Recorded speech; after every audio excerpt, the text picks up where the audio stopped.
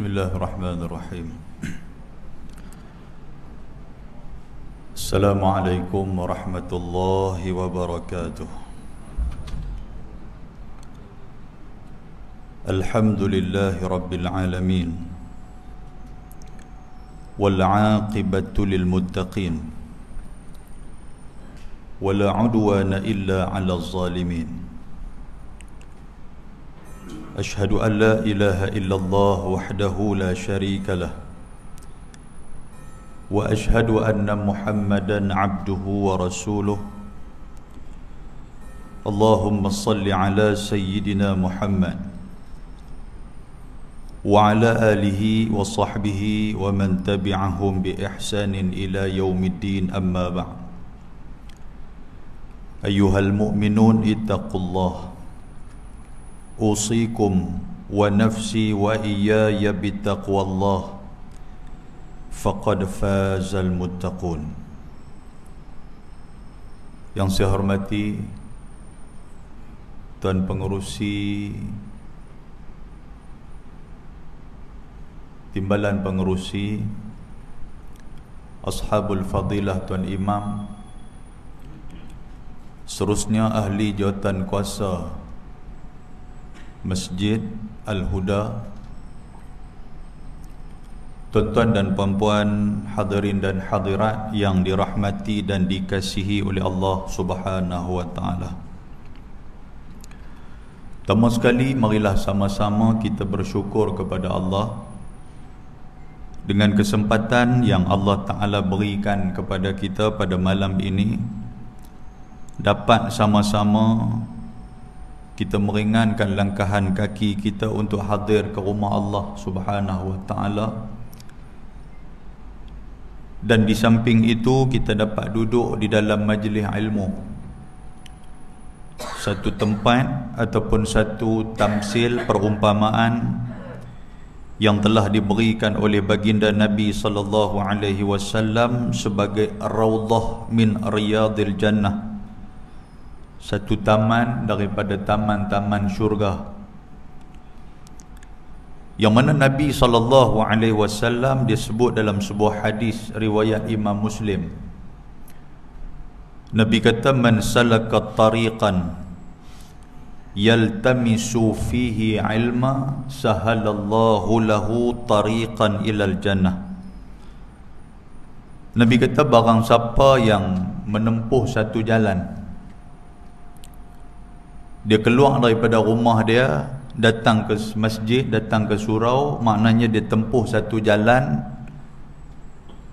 yang dalam hati dia dan dalam niat dia yaltamisu fihi ilma, dia nak duduk dalam majlis ilmu.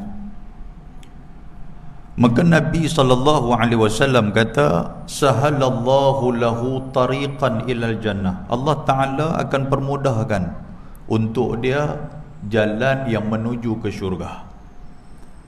Maknanya kita tempuh satu jalan untuk nak menuju ke majlis ilmu, kita telah memilih untuk kita nak dapatkan kemudahan daripada Allah untuk menuju ke syurga Allah Subhanahu wa taala. Muslimin dan muslimat yang dirahmati Allah, dengan kesempatan yang ada pada malam ni, saya akan cuba berkongsi dengan tuan-tuan sekalian, share dengan tuan-tuan mengenai satu tajuk yang disepakati sebagai bumi semakin tua dan maksiat itu berleluasa. Itu tajuk dia. Bila saya tengok kepada tajuk ni, saya teringat ada sebuah hadis riwayat Imam At-Tirmidzi. Dan hadis ni adalah hadis hasan. Seorang sahabat Nabi yang bernama Ubay ibnu Ka'ab radhiyallahu anhuma, kata dia, kana Rasulullah sallallahu alaihi wasallam idza dhahaba thulutsal lail qama. Kata Ubay bin Ka'ab, dia ambil daripada bapa dia. Dia berkata Nabi SAW dah menjadi sifat ataupun menjadi rutin kepada Nabi SAW bila sampai sepertiga malam. Nabi akan bangun untuk bermunajat kepada Allah. Tuan-tuan, bagi kita yang selalu duk mai ke masjid, dan bagi kita yang kita duk berasa semakin lama semakin hidup kita ni dah dekat dengan tempat kembali kita. Ada orang yang bila sebut macam ni dia tak apa nak suka. Dia kata, ustaz nampak macam nak berdoa bagi kami mati. Dah bukan maksud dia macam tu. Maknanya tuan-tuan, siapa pun, tak kira umur, siapa pun akan menemui Allah Subhanahu Wa Taala. Tetapi tambah lagi maksud dia macam tu. Especially kan, yang paling istimewa lagi, kalau kita tengok sekarang ni, daripada umur kita 40, umur kita 50, umur kita 60, umur kita 70, kalau boleh kita nak kena tingkatkan amalan-amalan yang membawa kebahagiaan kita di akhirat nanti. Salah satu daripada amalan yang diajar oleh Nabi, yang ditunjukkan oleh Nabi apa? Iaitulah mangkit tengah malam. Nabi ini sepertiga malam Nabi akan bangun untuk nak buat bermunajat kepada Allah. Itu Nabi. Kita pun macam tu, mula daripada pukul 7 kita kira sampai pukul 6 pagi esok. Berapa jam kita bahagikan dengan 3, tuan-tuan sekalian. Jadi sepertiga malam waktu tu. Kalau nak kira-kira lebih kurang dalam pukul 4 pagi, pukul 4.30 macam tu lah kita mangkit tengah malam. Nabi SAW bila dia bangun tengah malam, dia akan pergi ke Masjid Nabawi yang sebelah rumah dia. Maka sahabat-sahabat Nabi ni mereka duk tunggu Nabi lah. Bila Nabi pergi, mereka nanti akan ikut, mereka akan follow Nabi. Pasal apa? Pasal mereka ni nak semayang di belakang Nabi. Itu sahabat Nabi. Mereka teringin sangat-sangat kalau mereka nampak Nabi duduk seorang, mereka tidak akan melepaskan peluang untuk nak duduk bersama dengan Nabi. Sebab tu Nabi SAW nak apa-apa, Nabi kata sahabat dia ni tak ada siapa boleh tanding. Daripada segi tamaknya kepada ilmu, tamaknya kepada pahala, tamaknya kepada amal ibadah, tak ada siapa boleh tanding, kata Nabi. Satu hari ketika mana Nabi SAW nak keluar untuk berperang, Nabi pernah buat satu announce, Nabi buat satu pengumuman kepada sahabat dia. Nabi kata, barang siapa yang nak berinfak fi sabilillah, ni kita nak keluar perang ni, kita perlukan infak, kita perlukan makanan, kita perlukan ubat-ubatan, kita perlukan kelengkapan untuk nak keluar perang. Siapa yang ada kelapangan daripada segi rezeki, siapa nak bagi silakan. Tuan-tuan, Sayyidina Abu Bakar As-Siddiq, yang nama dia siapa dia? Abdullah ibnu Quhafah. Dia terus angkat tangan, dia kata, ya Rasulullah, saya nak infak seluruh harta saya kepada jalan Islam. Sayyidina Abu Bakar. Nabi tanya dia, wahai Abu Bakar, kalau hang nak bagi semua, apa yang tinggal kepada hang? Abu Bakar kata apa? Dia kata, cukuplah Allah dan Rasul yang ada bersama dengan aku. Memadailah Allah dan Rasul. Tu dia tuan-tuan. Kita pun tak berani macam tu. Bagi semua harta nak pergi lena orang lah. Pakai lena di surau lepas tu. Tapi apa habuan yang dia dapat? Dia dijamin syurga oleh Nabi sebagai al-asharah al-mubashirin bil jannah, sebagai 10 orang antara sahabat Nabi yang masuk dalam syurga yang tidak ada hisab kepada mereka. Terus masuk, meninggal ya, terus pintu syurga dah terbuka untuk Sayyidina Abu Bakar. Apalagi yang dia dapat? Kata Nabi SAW, Abu Bakar akan bersama dengan Nabi bukan takat atas dunia, sampai di syurga pun dia akan rapat dengan Nabi SAW. Apalagi kelebihan yang Abu Bakar dapat? Nabi kata apa? Abu Bakar dia akan langkah masuk dalam syurga selepas daripada aku, kata Nabi. Siapa Nabi? Tuan-tuan, kekasih Allah.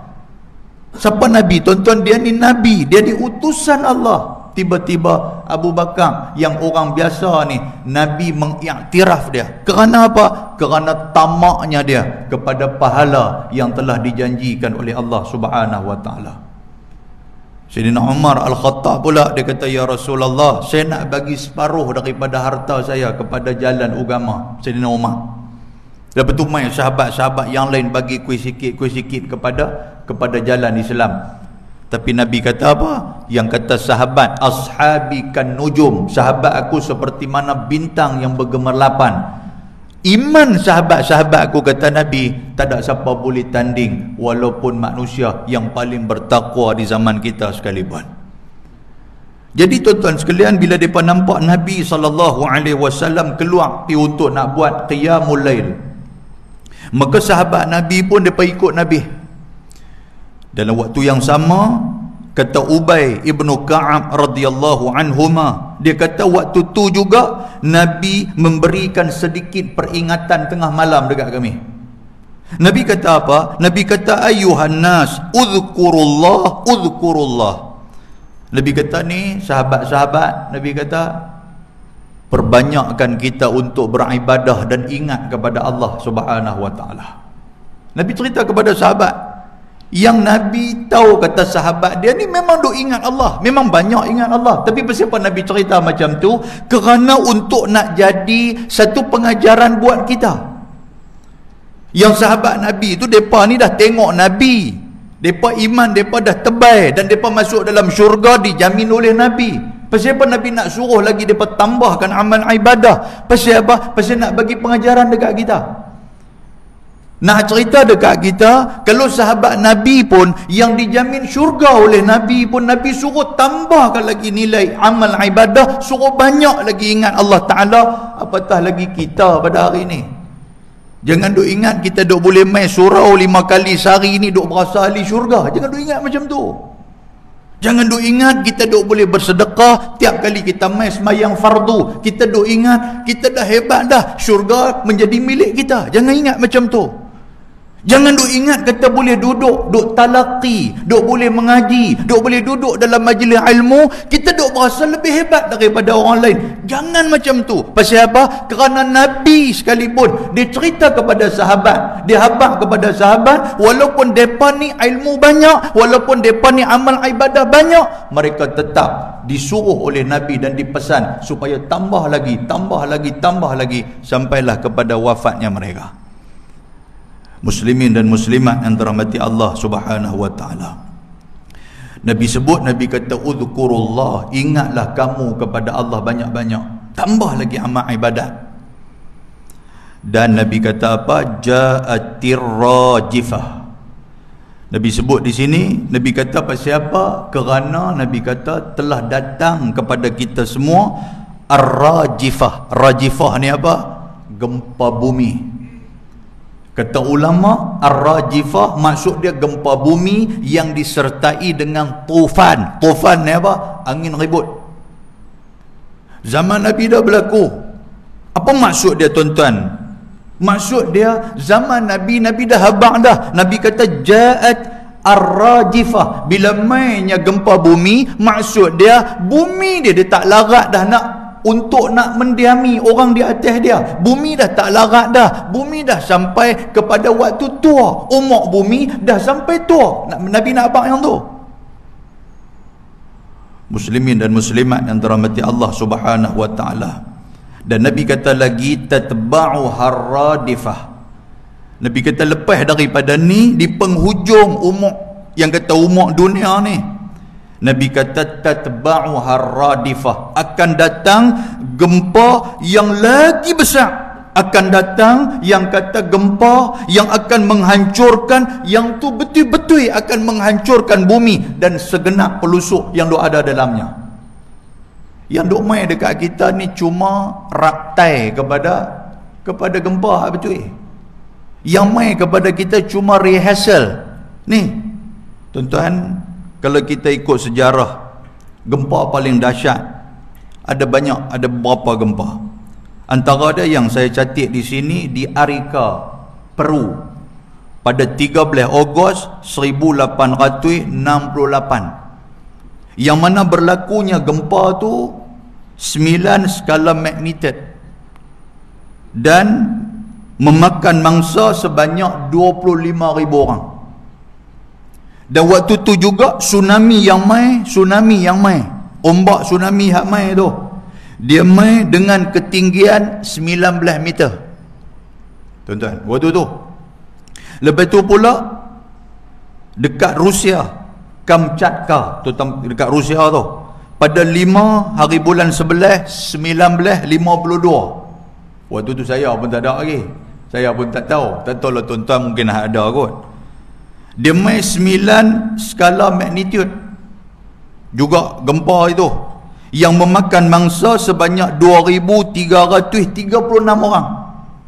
Dan tsunami di saat itu sebanyak ataupun setinggi 18 meter. Lepas pada tu pula, yang paling dahsyat tuan-tuan sekalian, yang sampai sekarang kita duk teringat, iaitulah pada 26 Disember 2004. Yang ni tak mana berlaku di Aceh, Nagara Aceh, Darussalam, Aceh no, dekat dengan kita, bukan jauh pun. Yang mana skala Richter ataupun magnitude dia tu lebih kurang 9.1. Tuan-tuan, dia hancur tu 9.1, yang memakan mangsa sebanyak 230,000 orang. 230,000 mati. Dan akhbar-akhbar Indonesia kata apa? Kebanyakan yang meninggal adalah orang-orang tua dan juga kanak-kanak. Tuan-tuan tahu tak, yang kata ombak tsunami yang mai itu tinggi mana? Ada dua pandangan. Pakar meteorologi pun ada, dia ada ya perbezaan pandangan pun, dia serupa dengan ni jugalah. Pendapat ulama meteorologi yang pertama, dia kata setinggi 24 meter. Ada tinggi masjid ni kah? Tinggi lagi Ramadan, 24 meter. Lepas tu ada lagi satu pandangan, dia kata 30 meter tinggi punya tu. Allahu Akbar. Dan pada tahun 1964 yang ni 9.2 di Alaska, 139 orang dan tinggi 8.2 yang kata tsunami ni. Tuan-tuan yang terdekat dengan kita, bukan dekat di Indonesia, bukan dekat di Aceh, dekat juga dengan kita, Sulawesi Tengah. Pada tahun 2018, gempa bumi Sulawesi Tengah yang magnitude dia lebih kurang dalam skala 7.5 skala Richter. Kurang tuan-tuan sekalian. Tapi yang kata fakta menarik yang ada di sini, tsunami yang mai itu lebih kurang 6 meter. Dia tak tinggi serupa dengan Aceh tu. Dia tak tinggi, 6 meter ya. Cuma nak abang apa tuan-tuan sekalian? Nak abang kata benda ni terjadi ketika mana amaran Allah Ta'ala dilupakan dan tidak diendahkan. Dia main ni waktu bila? Dia main ni ketika 2018 28 September. Waktu tu mereka telah merayakan yang dikatakan perayaan ataupun festival Nomini Palu. Dalam festival tu mereka buat ritual-ritual, 11 ritual-ritual yang melibatkan amalan-amalan syirik. Sedangkan pada tahun 1913 amalan tu telah dibuang. Ulama yang balik daripada Mekah, ulama yang balik daripada Madinah, ulama yang balik daripada Timur Tengah, mereka buang semua amalan karut-karut, amalan syirik ni mereka buang, amalan nenek moyang mereka buang. Tiba-tiba 3 tahun sebelum berlakunya tsunami di Palu, Sulawesi Tengah tu, amalan tu dihidupkan semula. Pasal apa tuan-tuan sekalian? Pasal mereka mengatasnamakan kebudayaan. Benda ni benda untuk nak tarik pelancong. Benda ni benda budaya. Benda ni benda adat yang perlu kita jaga. Sebab ada istilah, orang Melayu pun pakai istilah tu. Istilah apa? Biar mati anak, jangan mati adat. Dia pakai yang tu. Jadi ada hak lama apa semua ni tuan-tuan dihidupkan kembali. Saya nak sebut kepada tuan-tuan sekalian fakta ni, pasal saya pun main jauh. Dan buat main fakta kepada tuan-tuan, tak sebut, tak seronok. Ya, saya lagi duduk ceramah seorang-seorang dalam kereta. Jadi saya nak cerita kepada tuan-tuan, apa jadi? Sebab saya nak relatekan dengan cerita ataupun tajuk kita ni. Tajuk kita, dunia, bumi ni ataupun dunia semakin tua, lepas tu maksiat berleluasa. Tuan-tuan, maksiat ni memang dia akan ada, dia akan jalan macam biasa. Cuma yang jadi ni, yang jadi Allah Ta'ala murka sangat pasal apa? Pasal yang pertama, maksiat itu dibiarkan, dia jadi macam tu. Yang kedua pasal apa? Tuan-tuan, pasal maksiat itu bukan mereka buat untuk diri mereka saja, tetapi menzalimi orang lain, menzalimi makhluk yang lain. Pasal tu Allah Ta'ala marah. Tuhan cukup tak suka kalau hang nak buat jahat, hang buat seorang-seorang hang zalim diri hang sudah. Yang hang nak pergi zalim orang lain pasal apa? Boleh faham tuan-tuan sekalian? Saya bagi contoh, satu orang yang dia ni kaki zina. Kalau dia zina seorang-seorang, dia saja nanti akan kena. Tapi masalah dia duk pergi tangkap anak dara orang, dia duk pergi tangkap bini orang, dia duk pergi tangkap isteri orang. Tuan-tuan sekalian, dia duk pergi berzina dengan mereka. Bila berzina dengan mereka, dia telah menzalimi. Oleh kerana zalim itu, Allah Ta'ala tidak suka orang yang zalim. Boleh tuan-tuan, ha? Boleh dekat tak ni, boleh ke? Dekat tak ni boleh nak apa tu ya? Kan? Baik muslimin dan muslimat yang dirahmati Allah Subhanahu wa Ta'ala. Gempa di bumi Sulawesi Tengah tu ataupun Palu tu, dia berlaku pada 28 September. Ayak mai daripada pukul 6:02 petang tu. Dan waktu tu mereka tengah ni orang-orang Palu waktu tu, depa tengah duk bawa segala sajian untuk mereka persembahkan kepada Dewa Laut. Dewa Laut. Pasal 3 tahun sebelum tu depa duk buat. Bila buat tuan-tuan sekalian, ribut mai. Jadi bila ribut mai tu, mereka kata nak kena buat lagi. Mereka fikir macam tu. Mereka kata kena buat lagi ni. Lepas tu duk tahun selepas pada tu mereka buat juga. Tahun 2017 mereka buat. Bila mereka buat tuan-tuan sekalian, yang kita buat festival kebudayaan apa semua ni, yang ada ritual-ritual yang membawa kepada syirik, khurafat, tahyul apa semua ni, rupanya ada gempa. Tapi tak seteruk 2018. Ketika mana mereka sedang duduk bagi untuk nak puja Dewa Laut tu, waktu itulah tuan-tuan sekalian, Allah Subhanahu wa Ta'ala tunjuk kuasa dia. Tuhan tunjuk, Tuhan nak abang kata apa? Nak kata tak ada dewa pun. Laut tu kepunyaan aku. Tuhan nak abang macam tu.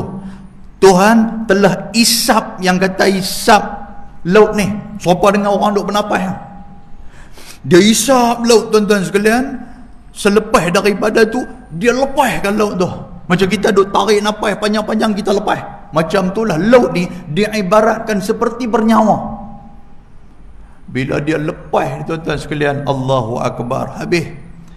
Dan dalam ni dicatatkan sebanyak 2073 orang meninggal dunia disebabkan yang kata tsunami yang datang tu. Dan kalau ikut akhbar mereka, badan yang bencana ni, dia kata sebanyak 10,679 orang cedera. 680 orang hilang, tak tahu, tak jumpa, pergi ke mana. Lepas tu pula sebanyak 82,775 orang hilang rumah, yang tak ada tempat untuk nak tidur. Tuan-tuan, depa ni ada banyak mana? Yang kata depa ni, penduduk Sulawesi Tengah ni, depa ada lebih kurang 3.5 juta. Yang majoriti agama Islam itu sebanyak 2.4 juta agama Islam. Lepas tu agama Kristian lebih kurang 4,900 lebih. Lepas tu pula yang kata agama Hindu ni, dia ada sikit. Lepas tu dicampur dengan agama-agama yang lain, Buddha lah, agama Cina, apa Konghucu lah, apa semua ni. Maknanya majoriti waktu tu umat Islam. Umat Islam majoriti. Tetapi nak cerita apa? Apabila umat Islam jauh daripada hidayah Allah, apabila umat Islam tak peduli, Majlis Ulama Indonesia duk bawa keluar lah tuan-tuan sekalian, 3 tahun berturut-turut duk pi turun, duk pi jumpa tok dukun paling besar sekali, Duk abang kata jangan duk buat amalan-amalan ni. Pasal apa? Pasal benda ni boleh mendatangkan kemurkaan Allah. Benda ni benda syirik. Dia tak layan. Muslimin dan muslimat yang dirahmati Allah Subhanahu wa taala. Tuan-tuan, walaupun yang kata tsunami ni dia tak tinggi mana, lebih kurang dalam berapa meter aja, tetapi yang kata kelajuan ombak tu dicatatkan kelajuan dia lebih kurang 800 km per jam. Allahu Akbar. Kalau kita ada tang tu tinggal tulang, habis semua daging kita ni ruyup. Dan lepas daripada tsunami tu mai, Allah Subhanahu wa taala uji lagi depa. Tuhan bagi lagi pengajaran kepada depa.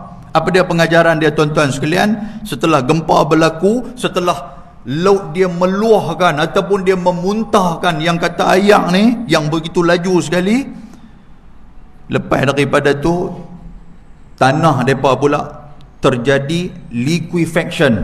Apa dia liquefaction? Dia jadi tanah tu dia jadi lembut dan dia telan segala rumah, segala orang yang duk ada. Dicatatkan hampir 1,700 rumah yang tertelan. Duk nampak, depa nampak tuan-tuan sekalian, depa nampak ni rumah ni duk elok. Bukan kata rumah hancur. Rumah ni telan pelan. Mula duk nampak besar, tiba-tiba duk nampak dinding ya, lepas tu duk nampak bumbung, lepas tu dengan bumbung pun hilang.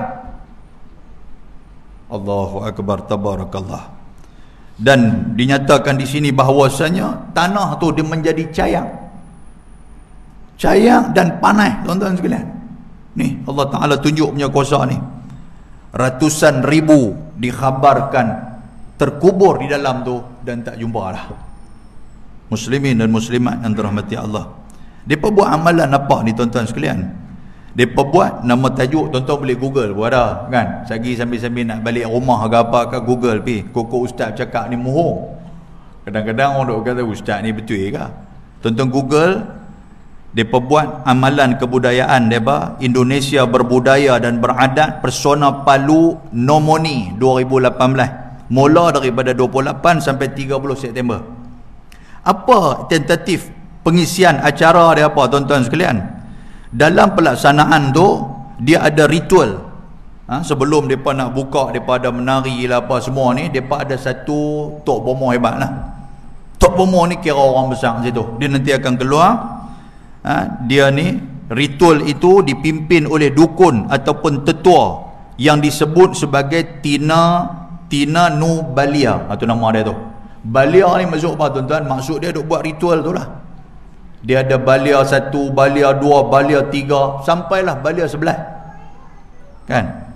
Dan proses dia akan siapa-siapa mula-mula tu, siapa-siapa tentatif mula tu adalah untuk nak mengubati orang.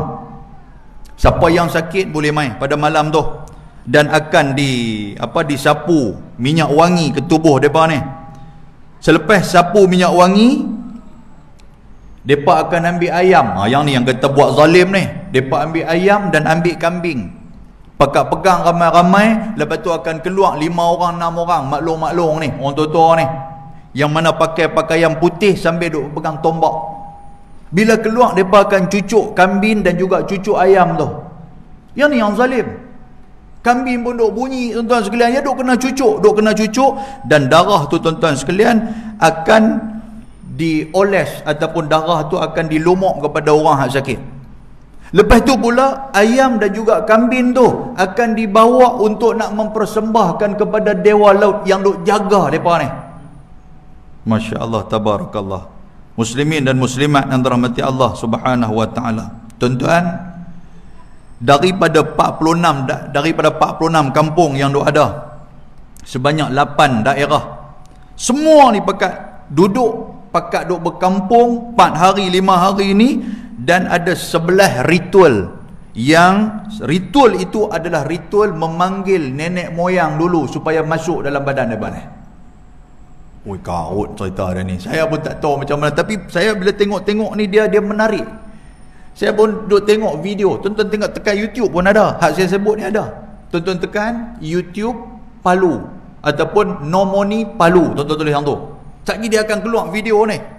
Macam mana ada satu tok dukun, dia pegang satu kambing, lepas tu dia pegang ayam, lepas tu ada orang duk pegang tombak sambil duk menari, sambil duk menyanyi, duk pusing-pusing, sekejap dia papi cucu ayam dengan kambing tu. Dan darah tu tuan-tuan sekalian akan diletakkan di badan orang hak sakit ni. Kemudian ayam, kambing apa semua tu depa akan persembahkan di laut. Allahu akbar, tabarakallah. Muslimin dan muslimat yang dirahmati Allah. Baik, yang tu cerita kes dia, fakta kes dia macam tu. Fakta dalam Islam pula cerita macam mana Allah Ta'ala sebut dalam surah Asy-Syura ayat 30. Tuhan kata apa?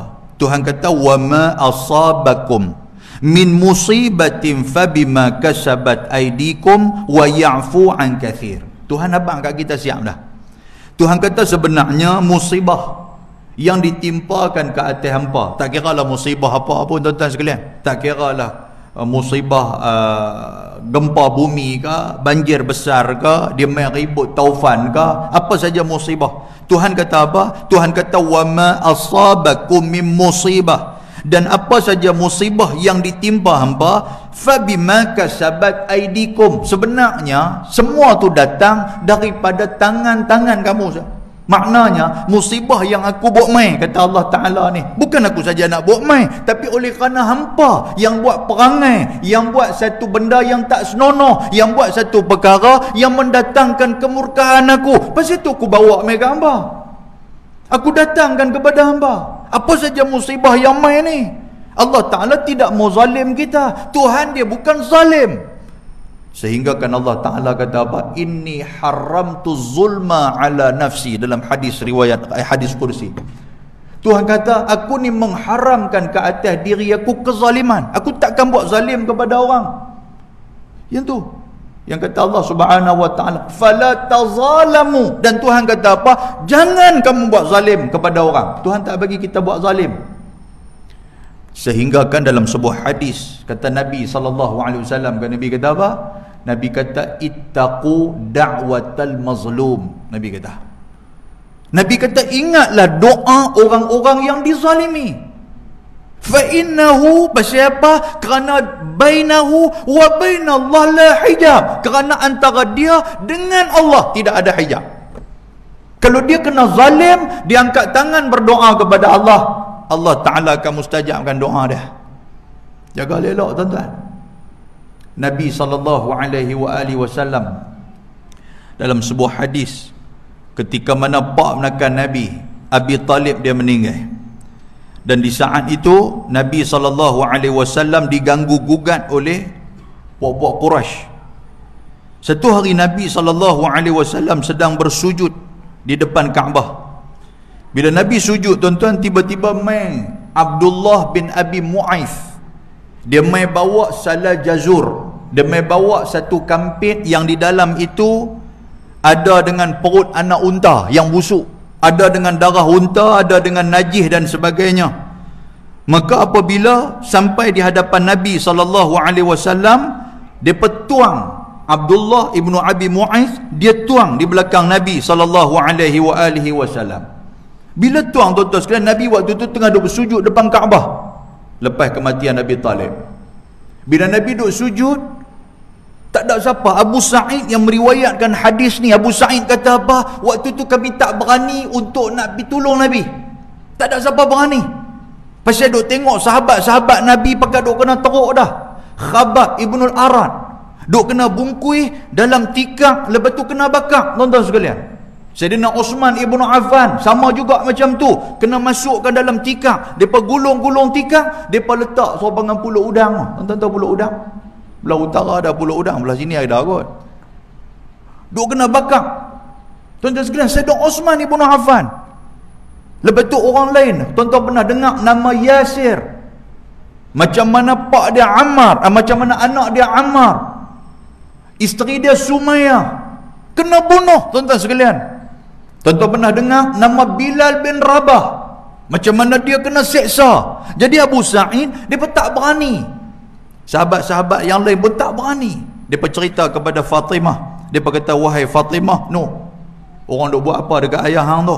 Wada'at man sana. Fatimah pun mai, ja'at Fatimah fa akhadhathu ala zahri. Fatimah mai sambil duk menangis. Dia buang semua atas belakang Nabi, atas belakang ayah dia ni. Lalu dia kata, apalah hampa ni? Pasal apa hampa buat macam ni ke ayah aku? Ayah aku bukan kacau hampa pun. Tuan-tuan. Dan di saat itu, kata Abu Sa'id Al-Khudri, Nabi yang tengah bersujud, Nabi angkat kepala dia. Bila Nabi angkat kepala dia, Nabi membacakan doa, Allahumma alaika mala'a min Quraisy. Nabi sebut macam tu. Pasal pok-pok ni lah yang duduk buat rancangan untuk nak perkenal Nabi.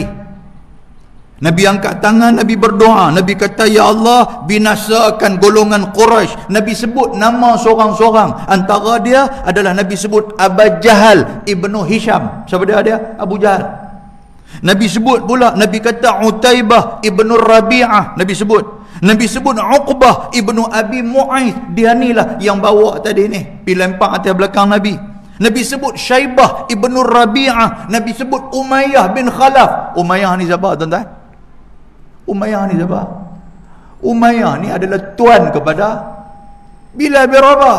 Dia ni lah yang duduk buat kasang kat Bilal ni.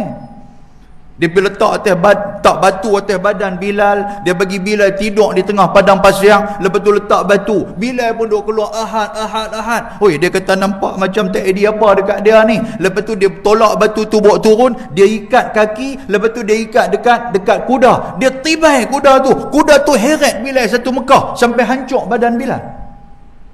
Tuan-tuan, cerita waktu Ma'al Hijrah baru ni lah. Allahu Akbar. Tuan-tuan, kata Abu Sa'id Al-Khudri, walaqad ra'aituhum qutilu yawma Badr.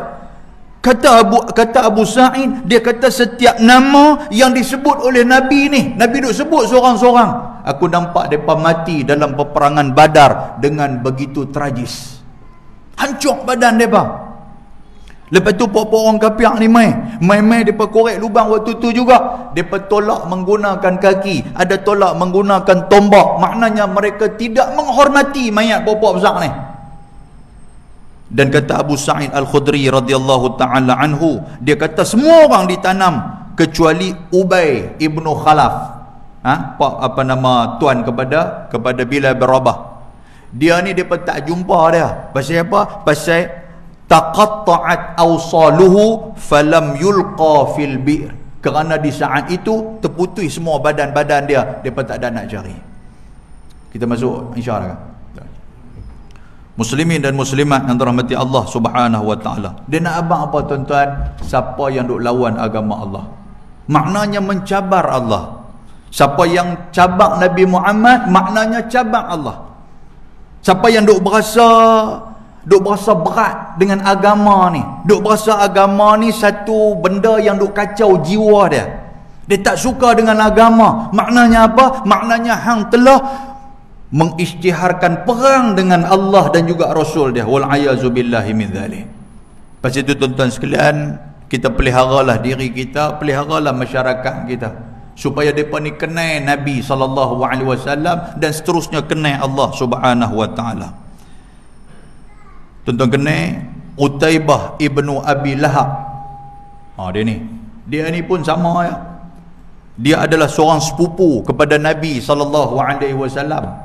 Utaibah ibnu Abi Lahab ni, kerja dia duk tolong Abu Lahab, pak menakan Nabi, duk tolong ayah dia, duk berniaga. Dan di samping dia duk tolong pak dia berniaga ni pun, dia ni antara hobi dia, dia suka duk pergi buli Nabi SAW. Dia suka buli Nabi. Dia jumpa Nabi, dia akan maki Nabi, dia akan kata dekat Nabi, dia macam-macam dia akan buat kat Nabi. Sampailah satu hari, dalam sirah kata, Abu Lahab dan 2-3 orang sahabat-sahabat yang lain bersama dengan anak dia Utaibah bin Abi Lahab, mereka nak keluar nak pergi berniaga di Hadramaut, nak pergi berniaga di Yaman. Daripada Mekah mereka nak pergi, maknanya mereka nak kena tempuh padang pasir yang begitu panjang. Kata Utaibah ni, dia sebelum dia nak berangkat, dia kata kepada ayah dia kata, sungguh Zat, saya nak pergi jumpa Muhammad Zat. Ayah dia kata, ni tak ada kerja lain, mesti nak pergi maki Muhammad ni. Dia pergi jumpa Nabi SAW, dia pergi tarik baju Nabi, dia genggam baju Nabi. Dalam riwayat kata dia cekak baju Nabi. Baik, kita bagi laluan kepada azan Aisyah.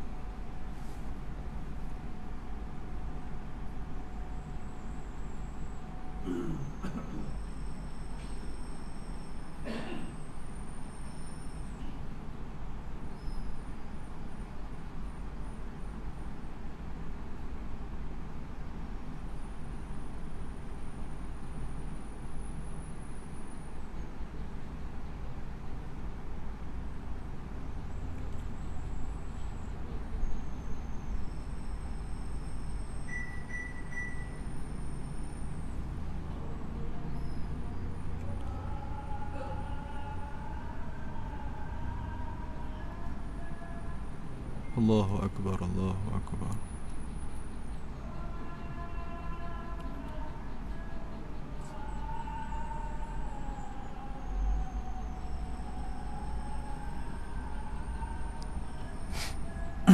Allahu Akbar, Allahu Akbar.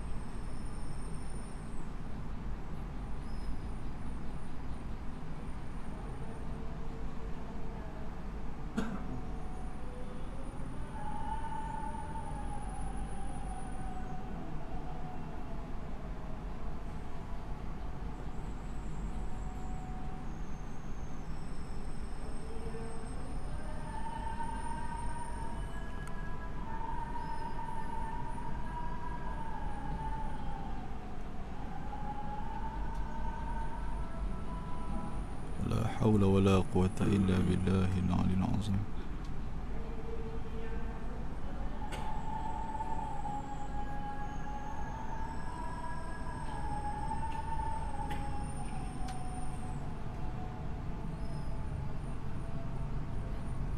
لا حول ولا قوة إلا بالله العلي العظيم.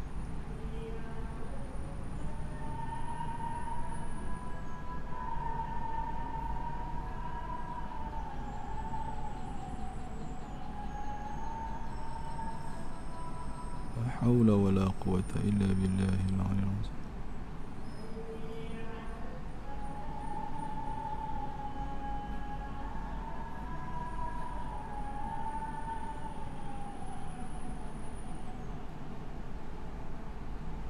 لا حول ولا قوة.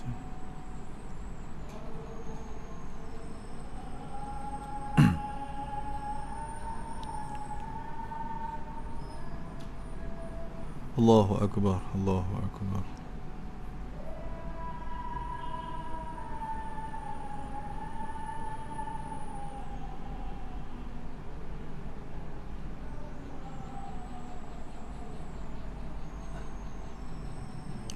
الله اللهم رب هذه الدعوة التامة الصلاة.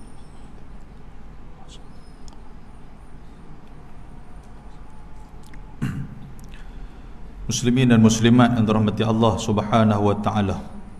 Setelah Utaibah, dia genggam baju Nabi, dia maki Nabi dan dia ludah Nabi sallallahu alaihi wasallam. Ni yang kata Nabi ni. Bila dia ludah Nabi, Nabi tak kata banyak, Nabi kata apa? Nabi angkat tangan macam kita duk baca dalam doa qunut nazilah. Allahumma sallit kalban min kilabik. Nabi sebut macam tu je.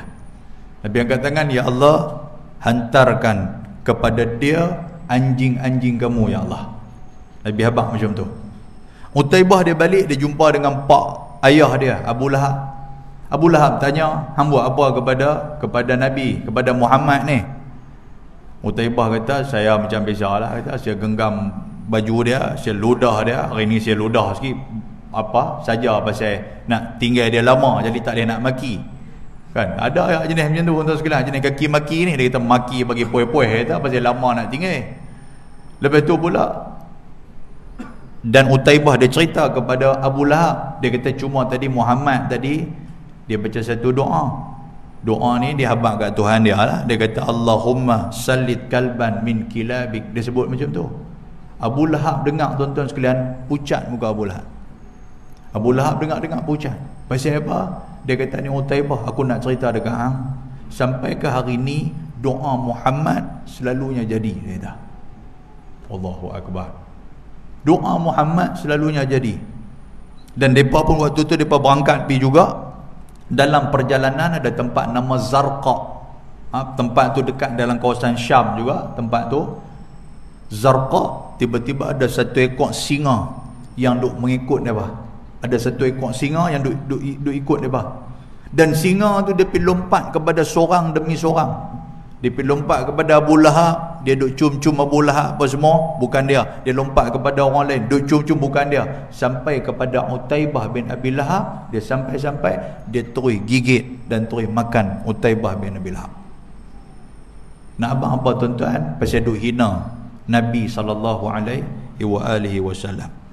Muslimin dan muslimat yang dirahmati Allah Subhanahu wa taala. Tuan-tuan, hadis kita panjang ni, tapi saya cuba ringkaskan kepada tuan-tuan lah. Nabi SAW dalam sebut hak tadi ni, Nabi cerita tentang tengah malam tadi. Nabi kata ingat gempa dah mula mai kat kita ni. Dan Nabi kata akan datang tatba'u harradifah, akan datang satu gempa yang betul-betul dahsyat. Nabi kata. Yang ni tuan-tuan boleh rujuk dalam surah Zalzalah untuk nak tahu macam mana kita berada dalam keadaan gempa tu. Allah Subhanahu wa taala sebut iza zulzilatil ardu zilzalaha. Yang ni kita semua pakat duk mengapai. Apa makna dia tuan-tuan? Apabila bumi iza zulzilatil ardu zilzalaha, apabila bumi digoncangkan dengan segoncang-goncangnya, dengan sedahsyat-dahsyatnya oleh Allah Subhanahu wa taala. Maka Tuhan kata lagi wa akhrajatil ardu asqalaha. Bila dah bumi duk kena goncang, akan keluar daripada perut bumi ni segala-galanya duk ada dalam perut bumi ni. Waktu tu keluar benda-benda yang seronok pun, benda-benda yang mewah pun, kita dah tak peduli dah tuan-tuan. Sebab kita duduk dalam keadaan goncang. Macam mana di Aceh. Waktu goncang ni, rupa-rupanya di bawah tu ni ada minyak. Duk keluar minyak. Minyak apa orang tak peduli dah. Kan? Pasal apa? Pasal nak lari punya apa saya duk peduli kat minyak, nak jadi token minyak ke apa, mati dalam minyak tu ya. Jadi tak peduli. Allah Ta'ala sebut wa akhrajatil ardu asqalaha. Imam Ibnu Katsir dia kata apa? Dia kata ketika mana menghuraikan ayat ni, ada sebuah hadis Nabi SAW. Nabi kata taqiul ardi afladha kabidiha amsal al-ustuwani min al-dhahabi wal fiddah. Nabi kata nanti dia akan mai satu masa ketika mana bumi ni dia bawa keluar daripada perut dia itu piring-piring emas dan perak. Tuan-tuan, dalam bumi ni dia bawa keluar emas apa semua ni. Bila bawa keluar emas, fayaji'ul qatil fayaqulu fi hadha qataltu wa yaji'ul qati' fayaqulu fi hadha qata'tu rahimi wa yaji'u sariq fayaqulu fi hadha quti'at yadi summa yad'unahu fala ya'khuduna minhu syai'a. Mai satu orang bila nampak ada harta dalam bumi ni akhir zaman akan berlaku. Bila nampak harta ni kerana banyak dalam bumi ni, tiba-tiba mai satu orang pembunuh. Kawan ni mai duk tengok harta benda banyak, dia kata apa? Dia kata fi hadza qataltu. Dia kata sebab aku duk gila harta benda ni lah aku bunuh orang, dia kata. Lepas tu mai pula qati', orang yang putih sedara. Orang yang sanggup buang mak ayah dia, orang yang sanggup buang adik-beradik dia, walaupun satu perut sama dengan perut ibu dia, satu perut. Bila besar tuan-tuan sekalian, hang dengan tanah hang, aku dengan tanah aku, duk berebut rumah. Sampai tuan-tuan sekalian, putih saudara. Putih yang kata tidak ada lagi ikatan darah. Ni reta punya pasal. Dia kata apa? Dia kata fi hadza qata'tu rahimi. Disebabkan ni lah, reta benda ni lah aku putih saudara dengan adik-beradik aku. Lepas tu mai pula wayaji'u sarik, kaki mencuri. Dia kata pasal sebab ni lah, dia kata aku dipotong tangan. Dia kata pasal aku duduk curi harta, pasal hang lah aku kena potong tangan. Kemudian kata Nabi SAW, summa yada'unahu, mereka membiarkan harta itu, fala ya'khuduna minhu syai'a, tak ada siapa pun ambil. Pasal apa? Pasal mereka duk nampak ada satu kerja yang lagi besar untuk mereka nak tempuh, tuan-tuan. Apa dia? Iaitulah berdiri di hadapan Allah Subhanahu Wa Ta'ala. Kita pun waktu gempa, tuan-tuan sekalian, tuan-tuan tak peduli ke kereta mahal hak baru beli tu, expander ke apa ke baru beli kan, boleh beri kata gempa tuan-tuan sekalian dekat Shah Alam ni, nak abang kat orang lekas-lekas buat lari kereta apa nu ayang duk main dah tu. Tak peduli lah tuan-tuan sekalian. Bukan dekat tak peduli, sampai aurat kita sendiri pun kita tak peduli. Benda ni Aisyah pernah tanya Nabi SAW. Bila berlakunya gempa, semua orang pakat tu tak peduli. Dan di saat itu semua ada orang yang lari dalam keadaan aurat terbuka. Aisyah ni dia tanya Nabi, dia kata kaifa bil aurat. Dia kata ya Rasulullah, macam mana dengan aurat ni? Takut lagi waktu gempa ni kami tak ada nak pakai kain gelumbung, waktu gempa tak ada nak tutup aurat ni, macam mana? Nabi kata di saat itu orang dah tak peduli dah aurat siapa-siapa, tak peduli dah. Memang betul ya tuan-tuan sekalian. Saya tahun 2004 saya duduk ada di Medan waktu tu. Kan? Lepas daripada gempa di sana, gempa pula di Pulau Nias, dekat juga dengan Medan ni. Malam tu berlaku tuan-tuan, pakat kelang kabut lari. Hak keluar tak pakai apa pun ada, tengah duduk dalam bilik ayam. Bila gempa tengah, minta maaf lah kalau bahasa utara ni dia bunyi kasar sikit, tengah duduk berak gempa, dia pun mana nak cari tola lah waktu tu, dengan gelap melapa nak cari tak mana ada, dia pun lari. Dia pun tak sedar, kata dia lari dalam keadaan terlenyang bogeh, dan orang hak lari sama-sama dengan dia pun tak ada nak tengok kata terlenyang bogeh satu macam, tak ada pasal semua pakai nak peduli hati, nak peduli diri masing-masing. Allahu Akbar. Muslimin dan muslimat yang dirahmati Allah, tuan-tuan baca lagi dalam surah Zalzalah, Allah Ta'ala kata apa? Tuhan kata waqala al-insanu ma laha. Bila jadi gempa, kita pakat duk tanya jadi apa ni? Pakat duk tanya ma laha. Waqala al-insan, insan ni manusia. Ma laha, jadi apa ni? Pasal apa nampak lampu masjid ni nampak duk bergerak sakan ni? Pasal apa duk nampak tiang elektrik ni nampak macam duk kena tribai, jadi macam tu. Jadi pasal apa? Pasal apa? Allah Ta'ala sebut pula yauma idzin tuhaddithu akhbaraha, iaitu pada ayat yang keempat. Makna dia, hari itu dia telah menceritakan apa yang terjadi kepada dia. Tuan-tuan, ayat ni lah Nabi SAW ditanya kepada sahabat ketika mana Nabi membaca, ada sebuah hadis riwayat Imam Ahmad. Nabi baca qara'a Rasulullah sallallahu alaihi wasallam fi hadhihi al-ayah yauma idzin tuhaddithu akhbaraha. Ingat tuan-tuan ayat ni. Pada hari ini telah menceritakan kepada Allah Ta'ala apa yang jadi kepada dia. Lepas tu Nabi tanya kepada sahabat, Nabi kata atadruna ma akhbaruha? Nabi kata hampa tahu tak yang kata hari itu, ayat ni Allah Ta'ala cerita kata hari itu menceritakan, maknanya hari itu bercakap. Apa makna hari itu bercakap ni, makna apa? Adakah ketika mana berlaku gempa? Adakah ketika mana berlaku kiamat? Pakat duk cakap dengan kita ke? Duk abang kata jangan duk pipi lari ke belah sana nu ayam. Adakah pokok nak pi abang? Ada kan? Tak ada, bukan cerita dia macam tu. Nabi tanya kepada sahabat jawab qalu Allah wa rasuluhu a'lam. Kami tak tahu ya Rasulullah, Allah dan Rasul lagi tahu. Yang kata hari itu dia cakap apa? Kata Nabi SAW, fa in akhbaraha an tashhada ala kulli 'abdin wa amatin bima 'amila ala zahriha. Yang ni yang paling kita takut. Rupanya hari itu, kata Nabi SAW, duk pergi mengadu kepada Allah. Apa dia duk pergi mengadu kepada Allah ni? Bumi mengadu kepada Allah, tanah mengadu kepada Allah, pokok mengadu kepada Allah, jalan mengadu kepada Allah, masjid mengadu kepada Allah. Apa saja atas dunia ni semua mengadu kepada Allah. Apa yang mereka mengadu? Mereka mengadu antashhada ala kulli abdin wa amatin. Mereka duk cerita apa yang duk jadi kepada mereka, apa yang telah laki dan perempuan yang umat manusia ni, yang kata umat Nabi Muhammad ni, duk buat apa atas mereka. Mereka cerita kepada Allah Subhanahu wa ta'ala.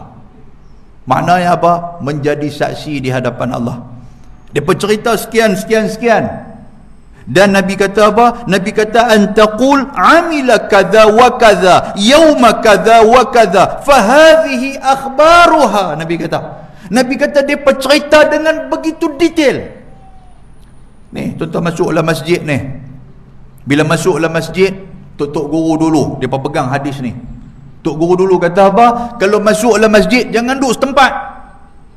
Boleh faham? Jangan duduk setempat. Jangan duduk satu tempat. Maknanya tuan-tuan duduk di tempat-tempat yang lain juga. Pasal apa? Pasal tempat yang lain pun nak jadi syahid. Tempat yang lain pun teringin untuk bersaksi di hadapan Allah yang tuan-tuan pernah duduk di atas mereka. Tu tutup guru dulu. Kita boleh tempat tu pakai bubuh geran sampai mati. Orang pergi balas tempat tu pula tak mai ke masjid ni lah 5 tahun. Tengok-tengok, Allah, tiang aku dia balas lah kan. Contoh bahasa kita lah. Kita ambil hari ni tiang ni, esok dia ambil tiang ni pula. Tuan-tuan, pasal semua ni akan bercakap di hadapan Allah. Ini hadis Nabi SAW.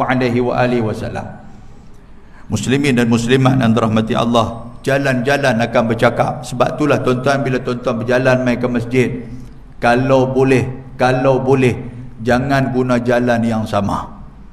Pasal apa? Ada sebuah hadis riwayat Imam Abu Daud. Hadis ni kata Nabi sallallahu, riwayat Imam Tirmizi, minta maaf. Hadis ni nak abang-abang, kata Nabi SAW, Nabi kata fa innahu lam ya'ti 'alal qabri yaumun illa takallama fihi. Nabi kata yang kata kubur dan juga bumi-bumi ni rupanya duk bercakap dengan kita tiap-tiap hari.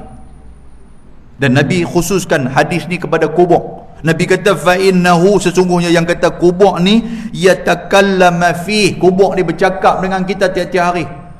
Apa dia kubur ni kata? Kubur ni kata ana baitul ghurbah. Kubur kata wahai manusia, bila duk nampak kita jalan, bila nampak kita berjalan di atas jalan, bila nampak kita berjalan di sisi kubur duk bercakap dengan kita. Kubur kata wahai manusia, ana baitul ghurbah, aku ni rumah asing. Kubur kata, maknanya apa? Maknanya hang atas dunia, hang jangan jadikan dunia ni sebagai tempat untuk hang nak kekal selama-lamanya. Pasal apa? Pasal hang akan kena lempak masuk dalam aku. Kubur kata macam tu.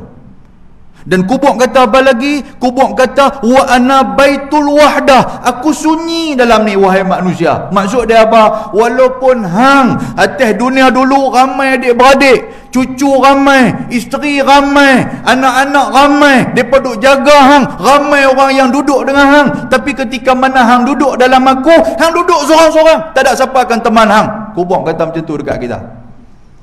Kemudian apa kata kubur lagi? Wa ana baitut turab, wahai manusia, hang kena ingat aku adalah rumah, aku adalah tempat yang diperbuat daripada tanah. Walaupun rumah hang ni hang buat simen, hang buat tai ni, di rumah hang letak dengan batu belian, hang letak macam-macam di rumah hang dengan meh, dinding meh apa semua. Hang kena ingat yang semua benda tu hang kena tinggal, yang hang akan duduk ni rumah tanah ni. Allahu akbar. Kita tak dengar tuan-tuan sekalian. Kalau kita dengar habis dengan saya pun habis. Muslimin dan muslimat yang dirahmati Allah. Kemudian apa kata kubur? Kubur kata wa ana baitud dud, dan aku adalah rumah yang penuh dengan ulat-ulat. Maksud dia apa? Jangan selesa sangat. Kita pun tuan-tuan sekalian duduk di rumah, kalau nyamuk masuk, Allahu akbar, duk ketit kita ni marah tak sangka. Sampai jiran-jiran pun kena marah pasal nyamuk sekok ya. Ni kita duduk dalam kubur ni tuan-tuan, segala ulat yang dah ada. Kita duduk dalam kubur ni dengan cacing dia, dengan kalajengking dia, dengan ulat dia, macam-macamnya duk ada. Hadis ni hadis panjang. Kata Nabi SAW, kubur kata apa? Kepada orang-orang yang beriman. Fa idza dufinal abdu, bila meninggalnya satu hamba yang beriman kepada Allah, kubur kata apa? Kubur kata ahlan wa marhaban. Kubur kata mai tanam dekat aku. Kubur memanggil-manggil kita. Kerana apa? Kerana nikmat sedang menunggu kita. Tapi kalau dia ni abdul fajir awil kafir, dia ni orang fajir. Fajir ni maksud apa tuan-tuan? Maksud on off. Sat buat baik, sat buat jahat. Kalau untuk haiwan, dia ni jenis binatang dua alam yang benar. Tak boleh makan binatang dua alam ni. Kan satgi tuan-tuan sekalian, bagus punya duk semayang subuh apa semua, lepas tu pergi tempat kerja semayang zuhur, lepas tu semayang asar, tiba-tiba duk boleh kona motor pitikan nombor ekor pula. Contoh dia macam tu. Satgi semayang maghrib mai dengan bagus apa semua, dengan pakai jubah apa, sujud nombor ekor pun terkeluar daripada pakit. Contoh tuan-tuan sekalian, maknanya apa? Sat buat benda baik, sat buat benda jahat. Di satu sisi dia ni bagus, di satu sisi yang lain Allahu akbar, tak ada siapa yang tahu melainkan dia dengan Allah Subhanahu wa taala. Takut ketika mana dia duk buat jahat, Allah Taala cabut nyawa dia. Pasal hadis Nabi SAW kita baca yang mula-mula tadi, selepas Nabi ajak kita kata akan berlaku gempa, Nabi habaq pula apa? Nabi kata ingatlah mati kamu, ingatlah mati kamu. Nabi kata 2 kali tuan-tuan sekalian. Oh, cerita bab mati pun lagi dahsyat. Kan hadis Nabi cerita apabila hamba ni dia bukan beriman kepada Allah, dia ni hamba yang ingkar, dia fajir. Apa kata kubur kata la marhaba wala ahla. Tidak ada selamat datang dan tidak ada jemputan untuk hang. Maknanya hang pergi tanam di tempat lain. Kita ada guna istilah apa tuan-tuan? Kubur kata apa? Rumah kata pergi, kubur kata mari kan. Yang tu untuk orang yang beriman. Kalau orang yang tak beriman, rumah kata pergi, kubur kata pi mampuih. Apa maksud dia? Kubur pun tak mau terima kita. Boleh faham tu? Kalau kubur mau terima, alhamdulillah. Ni Nabi apa? Bukan saya apa? Kubur aku tak mau terima. Kubur kata, hang tak tempat lain. Pasal apa? Pasal hang adalah orang yang duk berjalan di atas dosa, yang duk ada di atas belakang aku. Itu yang disebutkan oleh kubur. Baik muslimin dan muslimat yang dirahmati Allah Subhanahu wa taala. Nak cerita apa kat kita tuan-tuan? Bahawasanya tanah kita juga akan bercakap, menjadi saksi di hadapan Allah. Macam anggota tubuh badan memang duk jadi saksi pun. Tuan-tuan baca Yasin Khamis malam Jumaat, ingat ayat ni. Al-yawma nakhtimu ala afwahihim. Hari itu Allah Ta'ala tutup mulut kita, tak bagi bercakap. Aduk pandai bercakap sangat atas dunia ni, Tuhan tutup mulut terus. Aduk pandai kona sangat atas dunia, Tuhan tutup mulut terus. Aduk pandai berdalih, aduk pandai pemohong orang, aduk pandai bercakap ayat manis apa semua, Tuhan tutup mulut kita. Wa tukallimuna, yang bercakap apa tuan-tuan? Tangan-tangan kita bercakap. Wa tashhadu arjuluhum, yang akan bercakap apa dia? Kaki-kaki kita. Bima kanu yaksibun. Kalau tangan kita banyak buat benda baik, dialah akan menjadi peguam bela yang akan membela kita di hadapan Allah. Tapi kalau dengan tangan ni lah kita rajin duk buat benda jahat, tangan ni duk buat benda zalim, tangan ni lah kita duk bagi pejahanam segala-galanya atas dunia ni, tangan ni lah kita duk ambil rasuah, tangan ni dah duk buat zalim, duk buat macam-macam, duk main judi apa semua dengan tangan ni, dia akan menjadi pendakwa yang agung di hadapan Allah Subhanahu wa taala. Jadi tuan-tuan sekalian, kita perbanyakkanlah amal ibadah menggunakan anggota tubuh badan kita, pasal hak mereka untuk bercakap di hadapan Allah Subhanahu wa taala. Muslimin dan muslimat yang dirahmati Allah, kita nak berhabis dalam surah Zalzalah ni, saya ambil masa dalam 2-3 minit lagi. Lalu kata ayat yang seterusnya, Allah Taala kata apa? Bi anna rabbaka auha laha. Semua benda ni adalah perintah daripada Allah.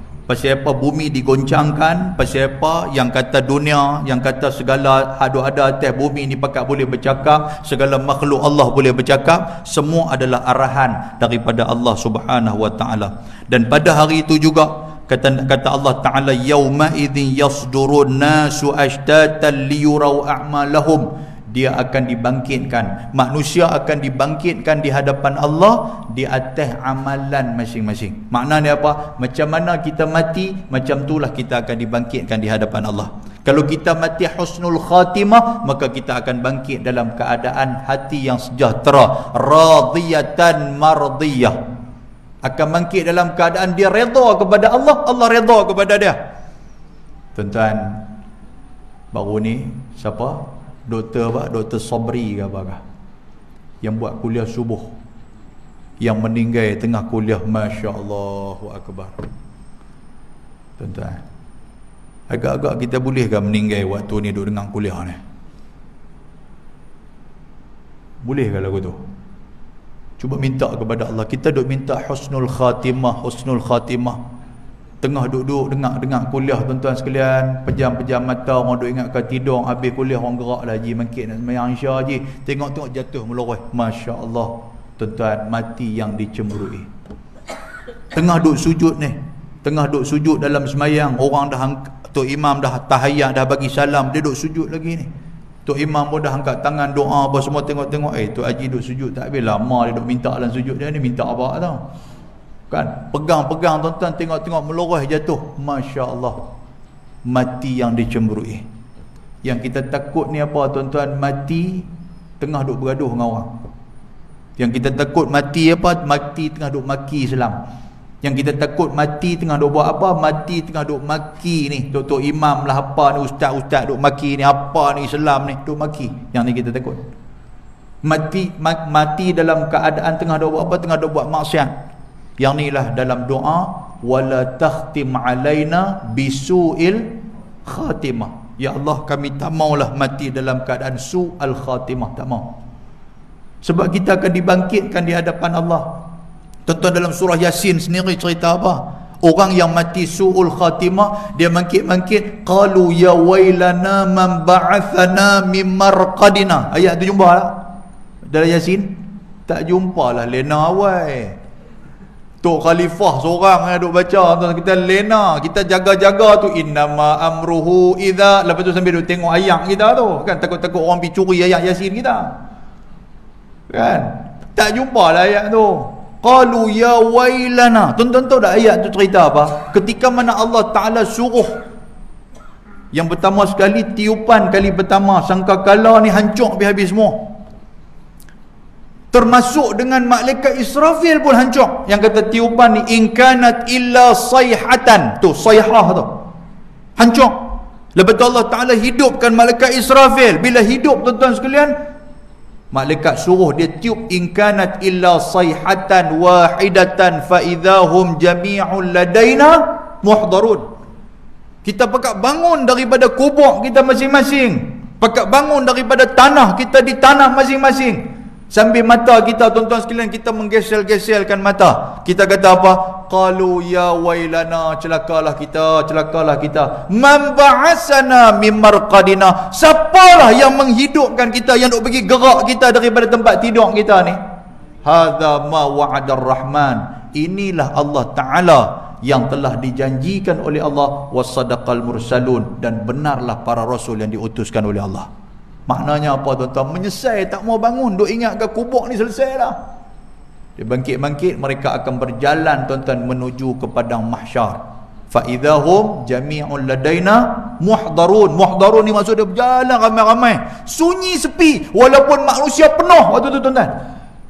Kita jarang duk dengar kan, walaupun orang ramai tapi sunyi sepi, jarang duk dengar, kecuali hari Jumaat ketika Tok Khatib baca khutbah kan. Tok Khatib amma ba'd, dia senyap, sunyi lah kan. Oh, dia kata dengar sungguh depa ni, tengok-tengok lena, raja lena kita ni. Ya Allah, tabarakallah. Tak apalah muslimin dan muslimat yang dirahmati Allah, kita akan bangkit di atas amalan kita masing-masing. Baik, saya nak habis dah ayat ni. Allah Ta'ala kata apa? Kita akan berjalan liyurau a'malahum, sambil kita melihat amalan-amalan kita. Faman ya'mal misqala dzarratin khairan yarah. Ingat ayat ni, siapa yang buat satu amalan yang baik walaupun besar zarah, Allah Ta'ala akan tengok, Tuhan nanti akan balas. Wa man ya'mal misqala dzarratin syarran yarah. Siapa yang buat satu amalan yang baik walaupun besar amalan yang jahat walaupun besar zarah, Tuhan akan tengok, Tuhan akan balas. Tuan-tuan, penghujung daripada perkongsian ilmu saya pada malam ni, dua ayat ni nak apa-apa, jangan kita anggap rendah amalan kecil yang kita buat. Jangan kita anggap rendah amalan kecil yang kita buat, dan jangan kita anggap kecil dosa kecil yang kita rasa kecil kita buat. Boleh faham tuan sekalian? Maksud dia amalan kecil ni maksud apa? Tuan-tuan mai ke masjid, tuan-tuan pergi susun kasut orang. Kan susun kasut tu. Allah, susun kasut ni bukan ada apa pun, duk ingat macam tu. Tuan-tuan, rupanya di sisi Allah benda tu besar. Kan? Kita mai bilik ayam, contoh ada, ke tandas. Bila masuk dalam tandas, tuan-tuan, antara dalam tandas ni paku tak ada, contoh dia lagu tu lah. Tapi tandas tuan-tuan ada paku, alhamdulillah, walaupun paku tak penuh. Kan? Paku ni untuk apa? Untuk tempat nak gantung baju, seluar apa semua. Kan? Macam orang-orang jenis saya ni kalau masuk bilik ayam, saya suka londes semua. Bila londes semua, tak ada tempat nak letak tak mana? Letak atas kepala, tuan sekalian. Bila letak atas kepala, nak kencing pun duk imbang lagu tu lah. Kan? Tiba tuan-tuan tengok, oh ada paku. Tuan-tuan buh paku. Satu paku aja tuan-tuan buh. Betul tak? Satu paku aja. Tapi benda tu manfaat tu selagi mana orang duk guna, tuan-tuan meninggal lama dah pahala sampai kepada tuan-tuan, walaupun paku itu hanyalah paku jamban. Bayangkanlah. Maknanya apa? Tuhan kata apa? Jangan duk anggap benda kecil ni kecil. Pasal apa? Pasal di sisi Allah mungkin benda tu besar. Dan jangan anggap yang hampa rasa dosa ni, yang kata dosa kecil tu kecil, duk mengumpat orang, alah berdosa kecil tu, tak apa kita kumuk-kumuk dengan ayam masjid hilang ha? Jangan duk anggap macam tu. Boleh faham tuan sekalian ha? Ayat tu Allah Ta'ala nak sebut macam tu. Baik, cukuplah takat tu, saya pun tak larat dah kan. Dan mudah-mudahan Allah Subhanahu Wa Ta'ala merahmati kita, dan saya mengharapkan apa yang saya sampaikan ni insya-Allah akan dapat difahami oleh tuan-tuan sekalian, dan dapatlah memenuhi apa yang dihajati insya-Allah. Ala kulli hal, secara kesimpulan dan nak abang apa tuan-tuan, dunia kita memang dah makin tua dah. Saya tak petiklah cerita kata Nabi Muhammad pergi jumpa satu perempuan tua tu. Pasal hadis tu bila cari-cari tuan-tuan tidak ada dasar dia. Kan bila cari ni kata perempuan tua duk panggil Nabi Muhammad pakai gelang meh lah apa semua ni kan. Jadi bila cari-cari tak ada, la aslalaha. Hadis tu kita tak tahu main daripada mana. Jadi saya tak cerita lah tu. Baik, kita berhenti dekat ni tuan-tuan. Terima kasih banyak di atas perhatian tuan-tuan. Minta maaf terlajak waktu, terlajak kata, terlanjur bicara. InsyaAllah kita berjumpa lagi. Aqulu qawli hadha wa astaghfirullahal azim. Assalamualaikum warahmatullahi wabarakatuh. Bismillahirrahmanirrahim. Alhamdulillah, salatu wassalamu ala Rasulillah wa ala alihi wa sahbihi wa man tabi'ahu wa nasarahu wa wala. Allahumma faqihna fid din wa 'allimna at-ta'wil wahdina siratakal mustaqim. Rabbana atina fid dunya hasanah wa fil akhirati hasanah wa qina 'adzaban nar. Wa sallallahu wa sallama alaihi. Walhamdulillahi rabbil alamin. Taqabbalallahu minkum.